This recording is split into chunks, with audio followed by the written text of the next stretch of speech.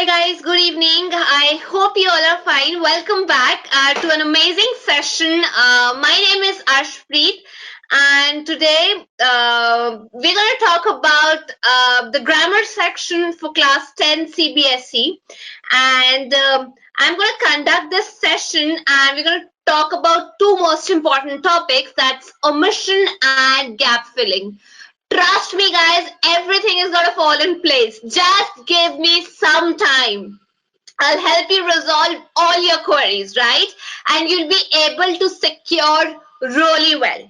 So first things first, I am going to disclose 10 rules to you. Those fundamental rules. I know there's no rule when it comes to omission, when it comes to gap filling. We don't have any set criteria which we need to follow. But of course, we can certainly keep in mind, some of the basic concepts which will help us resolve all the grammar issues, right? So 5 of the rules, I'm going to disclose it right away in this lecture, and for the other 5 you have to hold on and keep watching the video, right? I'll follow the 5 rules in the next video. Okay guys, so without wasting any time, let's get into the video, right? And I want to make one thing very sure. I'll be using a lot of times that you need to use the first form of verb, you need to use the second form of verb, or maybe you need to use the third form of verb. So unless and until I am not able to clear your doubt by what I mean to say, when I talk about first form of verb, second form of verb, it makes no sense for the lecture, right? So I am going to start the lecture. We are going to have practice sessions for omission gap filling, right? The more we practice, the more we're going to learn from our mistakes. So don't worry, practice, practice, practice. That's the key to success, right? And keep in mind those 10 plus subset rules that I'm going to disclose and discuss with you guys. Your life is going to be really easy, right? So guys, let's talk about verb. You all know any action. When we talk about any action, any physical movement, any activity, we generally talk about verbs, right? They hold a very, very important position, right? So when I talk about verbs, I can't use the same verb all over again in any sentence I talk about, right? I have sentences using different tenses. I have sentences which mean to convey different meaning. So I don't think it's good enough to use the same word again, and the same verb does not fit well in all the sentences that I use, right? So definitely we've come out with a solution to this problem, and that's why we've devised 3 different forms of verbs. But guys, please understand the basic problem is we try to add ed, we try to add ing in towards the end of the verb, right? Which makes at times which does not make any sense, right? So please don't do that. Just try to learn these verbs that I'm going to discuss with you, and don't just use ed and ing right behind every verb. You don't have any word when it comes to, I'm just going to clear some doubts. We don't have any verb. We do have a verb with cut, but we can't use it in other forms. Like I can't use I cutted the cake, or I'll be I will be cutting the cake or something in the past tense, right? But when I talk about, for example, let's say I talk about sweet, right? First form, right? Of course, it's not going to be it was sweetened, right? I can't say it was sweetened, right? I can't say it was sweetening, right? This makes no sense. So I can't use ed and ing wherever I feel like, right? It has to make some sense. I can't use the word sell, right? Sell and then sell every time I frame a sentence, right? Of course, sell has to change its form, and you can't write I sold the product. Sorry guys, it's absolutely wrong. So don't do these blunders when it comes to omission, when it comes to gap filling. It's very important to understand that verbs play a very important role. And when I talk about verbs, I basically mean different form of verbs, right? So let's check into the list. I have few set of verbs that are going to help you in every exam, right? So I'm going to discuss different forms of verb. For example, I have a verb like cut. In second form, it's going to be cut. In third form, it's still going to remain the same as cut, right? I use the word put. In its first form will be the same, second form it will be the same, and similarly for the third form also it will remain the same, right?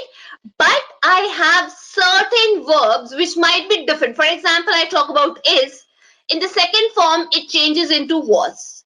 If I talk about are, it changes into were. So I have different, verbs when I talk about its first form, when I talk about its second form, right? Let's talk about other verbs. For example, I'm going to write here, for example, it's sweet, it's sweet, it's sweet, right? So the first, second, third form, they're somewhat almost the same, right? Then when I talk about, let's say, sell, I'll use in the second form, I'll use sold, and in the third form also, I'll be using sold. So I have the second and third form of the verb that is basically the same, right? But there's a difference when it comes to the first form. Let's try another example. Let's say I have eat, right? I can use it, I ate, right? I had eaten, right? So you have different set of verbs which you need to learn. One last example, let's say I talk about call, right? He called me, right? Again, in the third form, it's going to remain the same as called. So as and when we proceed in the lecture, I'm definitely going to help you. I'm going to help you when it comes to different forms of verb. Since I'm going to constantly use the word verb in its first form, second form, we don't have ed attached. Basically, when it comes to first form, I don't have ed attached in its first form, right? It's just a plain verb, right? So please take into consideration whatever I'm going to say will make sense, right? As we cover some examples. Now I'm going to start this lecture with some rules, right? Some rules. So let's say I have rule number 1. Okay. Whenever I have the verb in its first form, right? Or when I have verb in its first form and it uses s or maybe es towards its end. I'm going to give you an example. Wait, just wait. Let me complete, right? So verb in its first form always uses a plural verb. For example, I'm going to say I, we, you, all this is going to have a plural set attached to it, right? You, by which I mean, for example, I always say I have a pen, right? I never say, this is basically used when it comes to plural, right? But when I talk about the first form, right, I basically use the set of plural set of words. For example, I have a pen. You can never say I has a pen. This is for singular, this is for plural. So when I say I say I have. I use plural set with it, right? So that's a basic mistake that all of us make, do this blunder a lot of time. For example, let's talk about we, right? I always say, have, we have work to do, right? We never use the word we. This makes sense, or do you think, guys, has makes sense? What do you think? When I talk about we, right? I, we, you, what do you think makes sense? We have work to do, or would it be correct to say we has work to do, right? So we always say we have work to do, right? I hope I've been able to, I'm able to convey that message, right? So let's talk about verbs with E or S attached to it. I'm sorry, here is S. They always end with, use singular verbs. Now, this is the opposite case. When I talk about I, it uses a set of plural verbs, right? But when I talk about something that ends with S or ES, it uses a set of singular verb. Let me give you a good example of it, right? Let's say when I talk about this form with verbs first form, I have s and es, and I use singular verb. Let's take the example. Let's say he, she, or maybe some name, a name of a person, right? Or maybe if I want to start a sentence with it basically uses the singular form of verb. For example, I say he have a he have a house. Now, what do you think makes more sense? He has a house or he have a house? Of course, it is for plural and this one is for singular. Now, you told me as far as he is concerned, what do you think is the set used? When I talk about the singular form of verb, right? What does it have towards its end? Is it S or is it ES that we are going to use? What do you think, guys?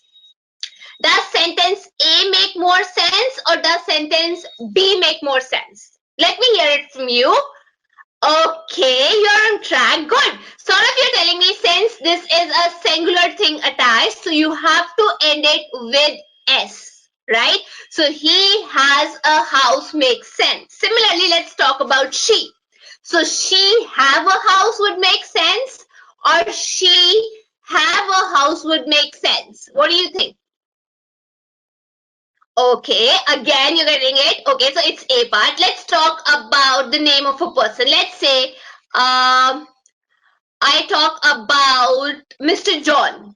John have a house. You'll say John have a house or John has a house. You'll use singular set like here I told about, or would you use have? Okay, that was quick, guys. Great. So John have a house or John has a house? Okay, John has a house. Okay. One last example, one last question for you since you're getting it right. Okay. It or maybe it is his book, or would I say it or do you think this makes more sentence, or I would say it have his book, or would that make more sense? So of course it is, like it's for singular you're going to use, or what you will you say um it was books or something of that sort. So I don't think this was is going to fix right here, right? But when it comes to it, we basically use singular form of verbs, right? Okay, let's talk about the crux of this rule. The crux is when I have a statement which uses first form, like I use plural with it. I have, right? We have. It's talking about this one person or maybe group, right? I have, we have, right? You have. This is for plural. Have is basically used for a set of, when we talk about plural set, right? But when I talk about verbs first form and I use she, or maybe I use he, or maybe I use the name of the person, you told me we're going to use the singular set of verb, like she has, he has, the name of the person, or maybe like we talked about John, John has, right? So this is the first rule. A very easy rule, but we tend to make a lot of mistake when we talk about this. All right. Second important thing, right? It's about conjunctions. Let's talk about rule 2, right?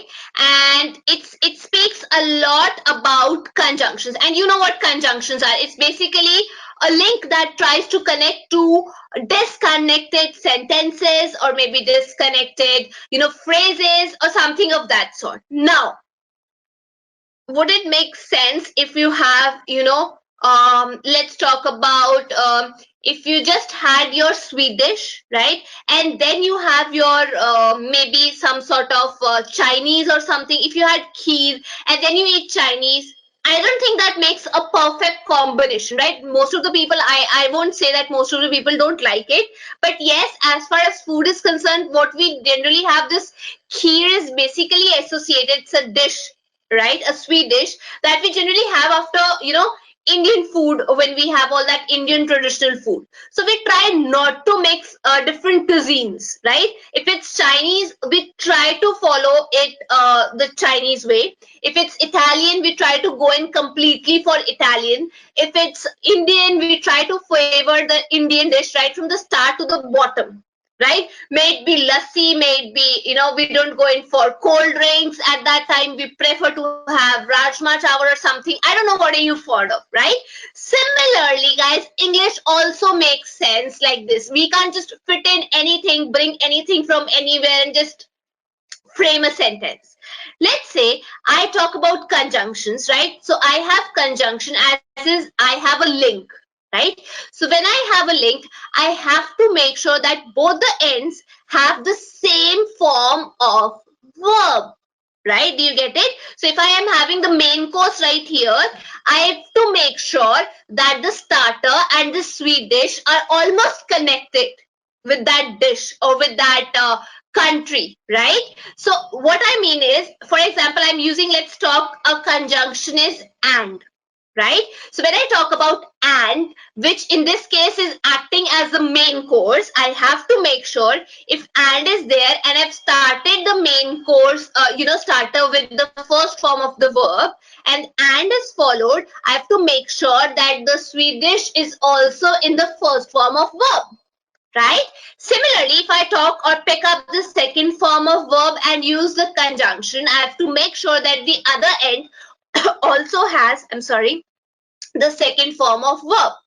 Similarly, if it starts with the third form of verb and I use the conjunction and, it's very important to end your meal with the third form of verb, right? Okay, I know everybody is hungry now. Okay, let it be. So I want to ask a question to all of you. I have a sentence. Let's say I played and watch uh, YouTube. Okay, let's put it not let's not say YouTube. Let's say it Vedantu session. Now you gotta tell me what is the mistake. Where did I mix up? Like, what is the blunder that I've done? Anybody you can guess. Like, I'll be happy to know if the answer comes from your end. Okay, so everybody's on the same page. You guys nailed it. Trust me. Okay, so you got my mistake. So you told me since you're talking about the second form of verb, right? Because I just told you that the first form of verb does not have or end with ed.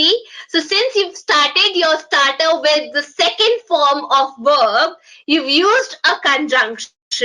Ma'am, you've not used you're not ending your Swedish or your meal with the second form of verb. You've basically used the first form of verb. So guys, what can I do to correct this sentence? What do you think? Should it be like watching, or should I watching is the first part option for you, second is watched, and the third option is watch, and the fourth option is I really don't know.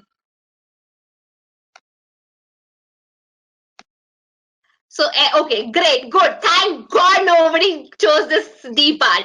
Okay, now choose among these three options. You have to go pick up one. So I know it's easy. Now it's easy because everybody is like trying to connect it with this, starter, main course, and then a good. So you're supposed to write it. I played and watched Vedantu session. Great, guys. So you've learned the second rule also, right? Okay, let's jump on to before putting up some exercise. I want to cover one more important rule, and that's basically about your article, right? So article is, you basically know what articles stand for. We have three articles. It is a, the other one is and the third one is the. A and the, right? All right. So guys, when I talk about articles, please don't make a blunder. Please don't make a blunder. When I say don't make a blunder, I say, let's say, just don't go in for the word. We generally taught, whenever we have vowels, right? For example, A, E, I, O, U. Just start the sentence with an, right? Guys, please trust me on this. I probably covered in my this session on preposition also, and I've told, don't just go and just fill in A and the right whatever you feel like, right? Just focus on the sound, right? If you have the sound of a consonant coming, just read the word, right? Try to speak it, right? So if you have the sound of a consonant coming, then of course you have to start, or place something like the article o, right? But when you have, I'm stressing on the word sound, right? So when you have the sound of a vowel coming, right, you have to start it with an. So don't just look into the word and start writing a and the. It's generally to confuse, right? So whenever you have that sound of a consonant a, you have to start it with article a, right? But whenever you have the sound of a consonant start with a and a vowel start with an, right? Okay. And when I talk about something very special, or I really need to emphasize on something, right? And it's very important. I use the article, that's the, right? So in the upcoming session, you have to give me an example that starts with a vowel, right? But you have to tell me that we use an before it, right? I'll give you one example. For example, I talk about university, right? Of course, everybody is going to say, that it's you and you have to write an, but generally it's written a university, right? For example, I say it's not an user, I generally write a user, right? Because I don't have that sound of a vowel coming, right? So since even I have a word that's very common, it's unicorn, right? Can you hear the sound of year coming? Right? It's not unicorn. I basically I'm trying to start my word, my this word, it's with unicorn, right? So when I say unicorn, of course, I can't hear a vowel sound coming my way, right? So when I say unicorn, that's yo, it's not the sound of a vowel. So what do you suggest? Of course, it's going to be a unicorn. So I'm expecting that you're going to tell me all the other, set of words that have that sound, and there's a difference when it comes to articles, use of different articles. So guys, I've already discussed 3 rules, and rest of the rule we'll be discussing in our upcoming sessions, right? So I have written a small passage which we can probably discuss, and you'll come to know what you've learned. Let's talk about this passage. All right, let's see how much have you understood. All right, so guys, it's very important for you to understand when I talk about omissions, right? So we don't have omission where they've talked about nouns or maybe pronouns, right? So it's all about grammar. They basically concentrate more and want to check your skills as far as articles are concerned, as far as prepositions are concerned, as far as conjunctions are concerned. These set of stuff, this stuff is basically missing. It's never the noun or the pronoun that's missing, right? So I have this sentence. Let's check what can we take out of it, right? Okay, so let's start here. All right. So another important rule is don't look for noun and pronouns. They're not missing. And the second rule is please try to check what's the tense, right? And every sentence, it's not just an individual sentence you're going to get in one line. Every sentence in this paragraph is connected to the other sentence, right? So if you're not able to get answer in the first line right here, try to jump onto the second line, right? So of course you're going to make some sense out of it. For example, I've written every year Many people visit temple, right? So of course, when I talk about temple, I feel that there's no error. It's a complete sentence, right? There's no error attached here. So let's read the next line. Every year, many people visit temple town of Kanchipuram, Tamil Nadu. All right. So when I talk here, you might have observed that since I am using the I'm talking about this special temple, right? There's a very special temple that I'm talking about at a place. The whole emphasis is on this temple, right? And when I talk about temple, right, there's a consonant attached, sound of a consonant. So you have to make sure. Now you have two options. Since you have a sound of consonant, of course, either it's gonna be a or it's gonna be the. So I am talking about that special temple. So of course I am going to use, everybody is rightly answered. It's gonna be the temple, right? Good guys, you're getting it. So every year people visit the temple, right? Here we had this error, the temple town of Kanchipuram, Tamil Nadu. Guys, does it make sense? Kanchipuram, Tamil Nadu? No, Kanchipuram is basically a place in Tamil Nadu, right? Since it is a place in Tamil Nadu, so I am going to position it, right? And to position it, I am going to be, I'll be needing some set of prepositions. So what do you think suits best? I'm going to tell you in the next session how you're going to write the answer as far as omissions are concerned. On this page, I'm just trying to, correlate with whatever I've taught and, define the errors right here. But in the coming session, I'll be telling you what is the correct way to answer the omission, right? So it's Kanchipuram, and Kanchipuram is in Tamil Nadu. Good, guys. Okay, next sentence. Pilgrims have going there in. Does it make sense? Good. So generally there's a rule when it comes to, I'm going to write it here for you. So as and when we learn, we are going to talk about the rules, right? So when I have something like has, have, right? And I have something that's ending with ing, I generally associate it with been, right? So let's check here. Pilgrims have, I have that have clause. I have something missing right here, and I have a verb that's ending with ing. So what do you think is the right answer? Yes, I have been good, pilgrims have been going there in large numbers, many centuries. So you already got some idea that there's some, the sentence is not connected, right? So pilgrims have been going there in, in large numbers. So what do you think here?